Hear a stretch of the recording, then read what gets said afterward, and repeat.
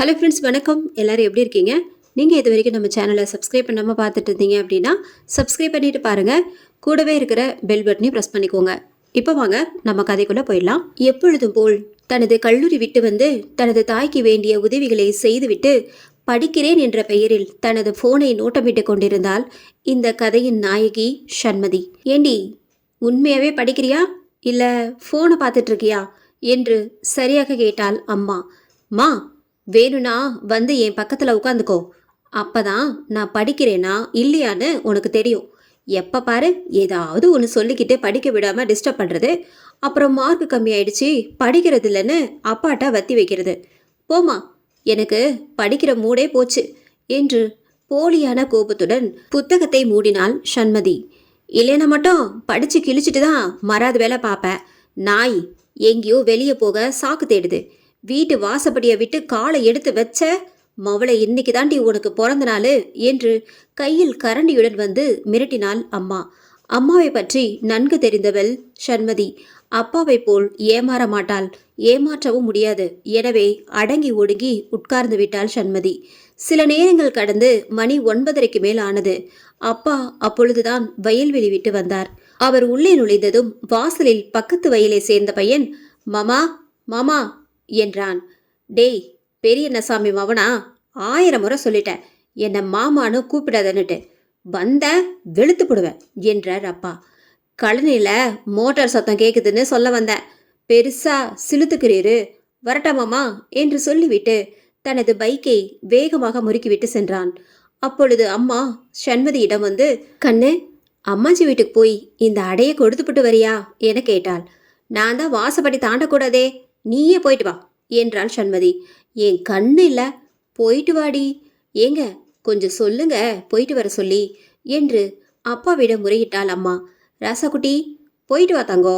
அப்படியே வயக்காட்டுக்கு ஒரு 8 போய் மோட்டாரை ஆஃப் பண்ணிட்டான்னு பார்த்துட்டு வா கண்ணு என்றார் அப்பா.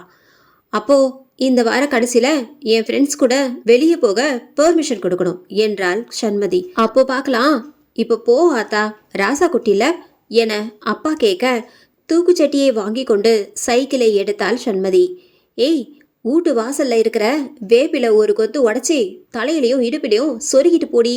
வேணும்னா முட்டத்தில் இருக்கிற கூரையில சின்ன கத்தி இருக்கும் பாரு, அதையும் எடுத்து வச்சுக்கோ என அம்மா சொன்னதை செய்யாமல் வீம்பாக சென்றாள்.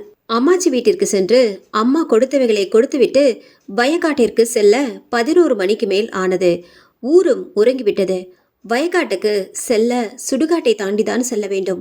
சுடுகாட்டு கருப்பனும் அன்று அங்கு இல்லை. இருந்திருந்தால் அவனே துணையாக வந்திருப்பான். அல்லது நான் மோட்டாரை பார்த்து சொல்றேன், நீ வீட்டுக்கு போ என்று சொல்லியிருப்பான். சுடுகாட்டை பார்த்ததும் தான் மனதில் லேசான பயம் தொத்திக் கொண்டது. சுடுகாட்டு இருட்டை பார்த்ததும் ஏனோ மனம் தன்னறியாது ஒரு வகை பீதி அவளின் ஆழ் மனதை வந்து நிறைத்தது. அப்பொழுதுதான் வெளியே கிளம்பும்போது அம்மா வேப்பிலையும் இரும்பையும் இடுப்பில் வைத்து கொள்ள சொன்னது நினைவுக்கு வந்தது. அம்மாச்சி கூட வீட்டை விட்டு கிளம்பும்போது இடுப்பில் இரும்போ வேம்போ வச்சிருக்கியாடேன்னு கேட்டுச்சு. அப்போவாவது புத்திக்கு உரைச்சுதா, அம்மாச்சி வீட்டில் இருந்தாவது இவைகளை எடுத்து இடுப்பில் சொருவி கொண்டு வந்திருக்கலாம் என்று தோன்றியது ஷண்மதிக்கு. அவள் கண்ணுக்கு எட்டும் தூரம் வரை வயல்வெளிதான். அந்தந்த வயல்களில் உள்ள கிணற்றுக்கு பக்கத்தில் உள்ள மோட்டார் அருகே வெளியே ஒரு சின்ன லைட் மட்டுமே வெளிச்சத்திற்கு இங்கொன்றும் அங்கொன்றுமாக மெல்லியதாய் ஒளி வீசி கொண்டிருந்தது. திடீரென ஒரு ஆபத்து என்றால் கூட, பயங்கர சத்தம் எழுப்பினால் கூட யாருக்கும் கேட்காத தொலைவில் வீடுகள் தூரத்தில் சிறிதாய் தெரிந்தன. அது மேலும் ஷண்மதியை குலை நடுங்க செய்தது.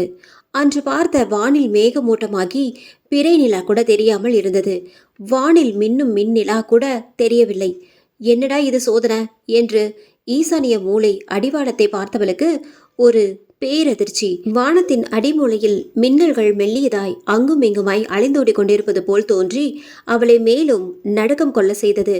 பேசாம வீட்டுக்கு திரும்பி போயிடலாமா என்று எண்ணியவளுக்கு போன வாரம்தான் மோட்டார் ரிப்பேர் ஆகி 3000க்கும் மேல் செலவு வைத்தது நினைவுக்கு வந்தது. இப்போதான் அக்கா கல்யாணம் வேற முடிஞ்சது. அதுக்கே அப்பா படாத பாடுபட்டாரு. இப்போ காலேஜ் ஃபீஸ் வேற கட்டணும். இந்த அம்மாச்சிக்கு வேற அடிக்கடி மேலுக்கு முடியாமல் போய் அதுக்கு வேற அப்பா தான் செலவு செய்கிறாரு. பாவம், ஒத்த மனுஷன் எவ்வளோதான் சமாளிப்பாரு என்ற எண்ணம் தலை தூக்க மனதில் தைரியத்தை கொஞ்சம் வரவழைத்து கொண்டவள் சைக்கிளை மிதித்து வேகமாக சென்று பார்த்துவிட்டு அப்படியே வேகமாக சைக்கிளை ஓட்டியபடியே வீட்டுக்கு போயிடணும். எங்கேயும் நிற்கக்கூடாது, எங்கேயும் திரும்பியும் பார்க்கக்கூடாது என மனதில் ஒரு தீர்மானத்தை எடுத்துக்கொண்டவள் சைக்கிளில் ஏறி அமர்ந்து ஒரு மிதி மிதிக்க சைக்கிள் செயின் கலண்டது. சைக்கிள் செயின் கலண்ட மறுநொடி ஒரு கணம் மறுபடியும் வந்த தைரியம் எங்கோ ஒரு மூலையில் சென்று மறைவதை போன்று உணர்ந்தாள். அப்பொழுது அந்த நேரம் வேகமாக காற்று வீச ஆரம்பித்தது. ஈசானிய மூலையில மின்னல் வெட்டினால் காத்தடித்து மழை பெய்யும் என அம்மாச்சி சொல்வதை கேட்டிருக்கிறாள். ஏற்கனவே மின்னல் அடிவானத்தில் கோடுகளை இட்டு மனதில் பயத்தை மெழுகிறது. இதுல காற்றும் கூட சேர்ந்து கும்மி அடிக்கிறதே என நினைத்து கொண்டாள். பொதுவாக காற்று வீசினாலே பயம். இதில் வயல்வெளிக்கு மத்தியில் வீசும் காற்று ஒருவித அச்சமூட்டும் ரிங்காரத்துடன் உஸ் உஸ் என்று வீசுகையில் சண்மதிக்கு மனதிற்குள் கிளி வந்து மாட்டிக்கொண்டது. ஆத்தா மாரியாத்தா காளியாத்தா வேம்புலியம்மா, எல்லையை காக்கிற எல்லையம்மா, ஊருக்கு மத்தியில் இருக்கிற பொன்னியம்மா, ஊருக்கு வடக்க இருக்க கருப்பண்ணசாமி, கிழக்கால இருக்கிற ஐயனார் சாமி, எல்லா சாமிக்கும் நாளைக்கே வந்து விளக்கு போடுறேன். என்னைய நல்லபடியாக வீட்டுக்கு கொண்டு போய் சேர்த்துரு என கண்ணை மூடி ஒரு கணம் கும்பிட்டு விட்டு இனி சைக்கிளில் போனால் வேலைக்கே ஆகாது, வயக்காடு வர ஓடி போயிட்டு பார்த்துட்டு திரும்ப வந்து சைக்கிளை எடுத்துக்கிட்டு போவோம் என முடிவு செய்தவள் அங்கேயே ஒரு ஓரமாக சைக்கிளை ஸ்டாண்ட் போட்டு பூட்டினாள். தாவணியையும் பாவாடையையும் இழுத்து இடுப்பில் சொருவி கொண்டு வயக்காடை நோக்கி ஓட தயாரானாள். அவளுக்கு அவளே பேசிக்கொண்டு மனதிற்கு தெம்பை மூட்டிக்கொண்டாள். அதான் அங்கங்க லைட்டு வெளிச்சம் இருக்குதுல்ல, அப்புறம் ஏண்டி பயப்படுற? தோ 10 நிமிஷம் நிற்காம ஓடுனா வயக்காடு வரப்போகுது. ஒரு 8 பார்த்துப்புட்டு ஒரே மூச்சா ஓடுனா ஓடு வந்துட போகுது. இதுக்கு போய் பயந்துக்கிட்டு சுடுகாடுனா என்ன? எல்லாரும் நம்மள மாதிரி நடமாட்டிக்கிட்டு இருந்தவங்க தானே, இப்போ உழாத்துறாங்க, அவ்வளோதானே. எல்லாம் நம்ம சாதி சனம் தானே, ஒன்றும் பண்ணாதுங்க. பேய்கள்லையே எது குட் பேயின்னு போட்டி வச்சா எங்கள் ஊர் பேய் தான் ஜெயிக்குமாக்கும். ஸோ நாம் பாட்டுக்கு போயிட்டு நாம் பாட்டுக்கு திரும்பி வந்துடுவோம் என தனக்கு தானே பேசியவள் ஓடுவதற்கு ஓட்டப்பந்தய வீராங்கனை போல் தயார் நிலையில் இருந்தாள் சண்மதி. அப்பொழுது பலத்த காற்று வீச மேலே சில மின் கம்பங்களில் உள்ள கம்பிகள் ஒன்றையொன்று உரசி தீப்பொறிகளை சிதறவிட்டது. அதை கண்டவளுக்கு ஏதோ வந்து அடைப்பது போல் இருக்க அடுத்த நொடி மின்சாரம் துண்டிக்கப்பட்டு மெல்லியதாயிருந்த வெளிச்சமும் காணாமல் போய் கும்மிருட்டானது. சண்மதியின் நெஞ்சு அடைத்தது பயத்தினால். கும்மிருட்டு, பக்கத்தில் சுடுகாடு, ஆள் அரவமின்றி இருக்கும் வயக்காடு, சுற்றி முற்றிலும் நடமாட்டமின்றி கிடக்கும் வரப்புகள், அருந்த சைக்கிள் செயின், தனியா எந்த ஒரு துணையும் இல்லாம நிக்கிறா 19 வயசு பொண்ணு. பேய் வந்து அடிக்கிற, பிசாசு வந்து பிடிக்கிற, 10 பொருத்தமும் பக்காவா பொருந்தி இருக்குது என மனதிற்குள் நினைத்தவளுக்கு இனி அடுத்த அடி எடுத்து வைப்பதா வேண்டாமா என மனதில் பயத்தோடு ஒரு எண்ணம் தோன்ற, சரி பேசாம பின்னாடியே போய் சைக்கிளை எடுத்துக்கிட்டு வீட்டுக்கு போயிட்டு அப்பாவையும் கூட்டிட்டு வந்து மோட்டாரை பார்த்துக்குவோம் என முடிவெடுத்தாள் சண்மதி. சரி திரும்பலாம் என முடிவெடுத்து திரும்ப முற்படும்போது பின்னால் இருந்து டமார் என்ற சத்தத்தோடு கீழே விழுந்தது சண்மதியின் சைக்கிள். விழுந்த சத்தத்தில் நெஞ்சம் உறைந்து நின்றவள் திரும்பி பார்த்தாள். அங்கே சைக்கிள் விழுந்து கிடப்பதை கண்டவள், ஹலோ, ஆறாவது இருக்கீங்களா? எனக்கு இந்த பேய் பிசாசு காட்டேரி பூதம் காத்து கருப்பு இதுகிட்டெல்லாம் பயம் இல்லை. நேற்று தான் எங்கள் அம்மா கூட கருப்பண்ணசாமி கோயிலுக்கு போய் கவுரு கட்டிக்கின்னு வந்திருக்கேன். ஸோ உங்கள் நல்லதுக்காக சொல்கிறேன், எல்லாரும் ஓடி போடுங்க, நான் பாட்டுக்க என் பாட்டுக்க போயிடுறேன் என்று வெளவெளத்த குரலில் கூறினாள் சண்மதி. இவ்வளோ நேரம் பயந்துக்கினே இங்கே நின்னதுக்கு வயக்காட்டு பக்கம் போயிட்டு வீட்டுக்கே போயிருக்கலாண்டி சண்மதி என தனக்கு தானே பேசியவள் ஒரு தீர்மானத்தை மனதில் செய்து கொண்டு, காக்க காக்க கனகவேல் காக்க, நோக்க நோக்க நொடியில் நோக்க என கந்த சஷ்டி கவசத்தை சத்தமாக பாடிக்கொண்டு வயக்காடை நோக்கி நடந்தாள். வெளிச்சத்திற்கு தனது கையில் உள்ள மொபைல் டார்ச் லைட்டை ஆன் செய்து கொண்டாள். நடையில் கொஞ்சம் வேகத்தை கூட்டி நடந்தவளுக்கு தனக்கு பின்னே ஏதோ ஒரு உருவம் தன்னை பின்தொடர்வது போன்று உணர்ந்தாள் சண்மதி. சற்று நடையை தளர்த்தி பின்னால் திரும்பி தனது மொபைல் டார்ச் வெளிச்சத்தில் பார்த்தாள். கண்ணு கெட்டிய தூரம் வரை இருள் கவ்விய நிலை கண்டதும் மறுபடியும் மனம் பீதியடைந்தது. திரும்பி மூச்சை நன்கு உள்வாங்கிட்டவள் மறுபடியும் நடக்கத் தொடங்கினாள். 10 அடிதான் சென்றிருப்பாள்.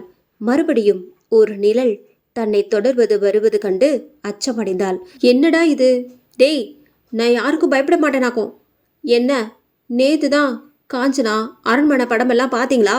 பின்னாடி நிழல் மாதிரி வர்றது, திரும்பி பார்க்கல மறையிறது, இந்த கதையெல்லாம் என்கிட்ட நடக்காது. அடுத்து என்ன, கொலுசு சத்தமா என கேட்டு நேராக நடந்தவளுக்கு பின்னால் மிக அருகே ஒரு நிழல் தெரிய, கூடவே ஒரு கொலுசு சத்தம் அவளின் சித்தத்தை கலங்கடித்தது. கொலுசு சத்தம் கேட்டதும் அவளின் சித்தம் கலங்கியதுடன் பித்தமும் கலங்கி மொத்த விழியும் பிதுங்கி முன்னே வந்து விழுவது போன்று உணர்ந்தாள் சண்மதி. கும்மிரட்டு, சுடுகாடு, ஊத காற்று, இது போதாதென்று தூரத்து மின்னல் வேறு கொஞ்சம் கொஞ்சமாக நகர்ந்து அக்கம் பக்கத்தில் அடிப்பது போல் மின்னி கண்ணை கூச செய்தது. மின்னல் மின்னும் தருணங்களில் எல்லாம் வரப்பின் முடிவுகளிலும் ஆங்காங்கே நெடியதாக ஓங்கி கிளை பரப்பி வளர்ந்து கிடந்த மரங்கள் யாவும் பேயின் வீடு போலவும் காட்சியளித்தது. காற்றில் ஆடி அசைந்து அவளின் ஈரக்குலையை நடுங்க செய்தது. விட்டால் அங்கேயே மயங்கி விழும் அளவிற்கு அவளுக்கு பயமும் நடுக்கமும் வர கொலுசு சத்தம் கொஞ்சம் கொஞ்சமாக அதிகரித்து வந்தது. ஒரு கருப்பு நிழல் தனக்கு பின்னால் நின்று கொண்டிருப்பதை அவளால் இப்போது நன்றாக உணர முடிந்தது. அப்பா கருப்பண்ணசாமி, என் கொலசாமி, அழகர்மலை கல்லழகா, மதுரை மீனாட்சி தாயே, என்னை காப்பாத்து கருப்பா, உன் கோவிலுக்கு கடா ஒன்று நேர்ந்து விடுறேன், என்னைய காப்பாத்துப்பா என பயத்தில் அரை கூவலுடன் கூவிக்கொண்டே ஓடினாள் சண்மதி. அவள் வேகமாக ஓடும் சமயம் பெரும் மின்னல் ஒன்று 2 வயக்காடு தள்ளி உள்ள ஒரு மரத்தின் மீது விழுந்தது. மின்னல் விழுந்த கணம் அம்மரத்தை பார்த்தவள் அதன் உச்சியில் ஒரு பெரிய உருவம் நின்று கொண்டு இருப்பது போல் கண்ணுக்கு தோன்றியது. அடுத்த நொடியே நெஞ்சை பிளக்கும் அளவிற்கு இடி ஒன்று வந்து பெரும் சத்தத்துடன் அந்த இடத்தை தாக்க அவளின் சப்த நாடிகளும் உள்ளடங்கி உயிர் போவது போல் உணர்ந்தாள். அங்கேயே சிலை போல நின்றவளின் மேல் சில்லென்ற ஒரு துளி நீர் மேலே விழுந்தது. அண்ணாந்து மேலே பார்த்தாள். சிறு சிறு துளிகளான மழையால் தூறல்கள் ஆங்காங்கே விழுவதையும் காற்று இன்னமும் பலமாக அடிப்பதையும் கண்டவளுக்கு அங்கேயே இயற்கை உபாதையை கழிப்பது போல் உணர்ந்தாள். அடுத்த அடி எடுத்து வைக்க கால் முன்னே வர மறுத்தது. ஏதோ புகை போல தன்னை சுற்றி சூழ்ந்து வருவதை உணர முடிந்தது. நிழல் இப்போது மிக அருகிலில் வர இதயம் மிக மிக வேகமாக துடித்தது. கொலுசு சத்தமும் இப்போது அவளின் தலைக்கு பின்னால் அதிக சத்தத்தோடு ஜல் ஜல் என்று அந்த கும்மிருட்டு கருமையிலும் நிழல் அருகே வந்தது. மிக அருகே உயிர் பயத்தில் ஒடுங்கினாள் சண்மதி. எந்த சப்தமும் கேட்கக்கூடாது என காதுகளை பொத்தி கொண்டாள். கண்களை மூடிக்கொண்டாள். இதுதான் தன் வாழ்நாளில் கடைசி நொடி என்று உணர்ந்தாள் சண்மதி. நிழல் அவள் மீது மெல்ல வருடுவது போன்ற அந்த நொடி வீல் என்று கத்தினாள். பயங்கரமாக கத்தினாள். இரு கை வந்து அவளை இறுக்கி அணைக்க, ஏய் என் மாமா மவளே, என்னடி இப்படி பயந்து சாகிற என்ற குரல் கேட்டதும் திரும்பியவள் அங்கே தனது அத்தை மகன் நின்றிருக்க அவனை பார்த்தவள் பலார் என கன்னத்தில் அறிந்தாள். ஏய் சீ, லூஸ் நாயே, அறிவே இல்லையா? நீதான் நிழலாட்ட வந்து பயமுறுத்துறியா? ஓடிப்போ என தள்ளிவிட்டாள். ஆமா, சண்டை போட்டு பேசாம இருந்தா இன்னைக்கு மாமா வரப்ப வெட்டிட்டு லேட்டாக தான் போறத பார்த்தேன். அதனால அவர் எப்படியும் திரும்பி வரமாட்டாருன்னு தெரியும். அதான் அந்த சொரிமண்டை பையக்கிட்ட 20 ரூபா கொடுத்து மோட்டாரை ஆஃப் பண்ணலன்னு சொல்ல சொன்னேன். சண்டை போட்டு சாரி கேட்டா திருப்பிக்கிட்டு போறவ எத்தனை வாட்டி சாரி கேட்க? இப்போ திருப்பிக்கிட்டு போ பாப்போம் என அவன் சொல்ல அவனை முறைத்தாள். முறைத்தவளிடம் அவளுக்காக வாங்கிய கொலுசை காட்டி அவளின் தாடையை பிடித்து கெஞ்சியதும் மெல்லியதாய் சிரித்தாள். பின் இருவரும் சமாதானமாகி வீடு நோக்கி நடக்க ஆரம்பித்தனர். அவர்களின் சிரிப்பொலி கொலுசொலியோடு கலந்து இதுவரை பயமுறுத்திய அந்த இடம் அப்படியே தலைகீழாக ரொமான்டிக்காக மாறியது. பேய் பிசாசு வெளியே இருக்கோ இல்லையோ, அது நம்ம மனசுக்குள்ள கண்டிப்பா இருக்கு. நம்ம மனசு தான் எல்லாத்துக்குமே காரணம். என்னடா கதை இவ்வளோ ஷார்ட்டாக முடிஞ்சிருச்சேன்னு நினைக்காதீங்க. இந்த கதை எனக்கு ரொம்பவுமே பிடிச்சிருந்தது. கொஞ்சம் சிறு கதை தான். அதனால பார்த்தீங்கன்னா பயம்ன்றது நம்ம மனசை பொறுத்தது தான். அது இந்த கதையை பார்த்தாலே கேட்டாலே நமக்கு தெரிஞ்சிருக்கும். அதனால தான் சுருக்கமாக சொன்னேன். இந்த கதை உங்களுக்கு பிடிச்சிருந்தது அப்படின்னா நம்ம சேனலை மறக்காமல் சப்ஸ்கிரைப் பண்ணுங்கள், லைக் பண்ணுங்கள், ஷேர் பண்ணுங்கள். நன்றி, வணக்கம்.